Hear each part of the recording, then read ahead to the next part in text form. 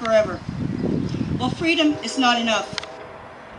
Freedom without consequences, without achievement, without involvement, without commitment, without desire, without purpose, without the knowledge of how it was attained, without knowing what it takes to keep it, is not enough. Freedom is not enough.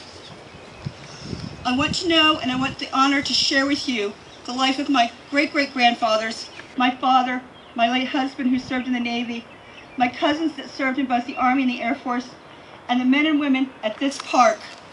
It is important to know their sacrifice and their struggle and their accomplishment before you can too realize that freedom is not enough. I want you to realize that veterans represent the greatest single source for history and knowledge of our great nation for the last 100 years. These veterans include doctors, lawyers, judges, plumbers, masons, pastors, individuals from every walk of life, and representing the greatest cross-section showcasing the diversity of this thing called the United States.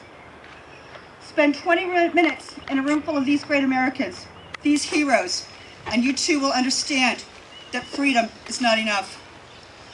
There is more corporate and historical knowledge in a room of veterans than you will find in most university think tanks.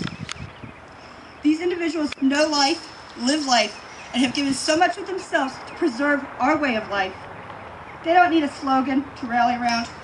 They don't need a soapbox to speak from, and they do not need the proverbial bully pulpit. They know, they understand that freedom is not enough.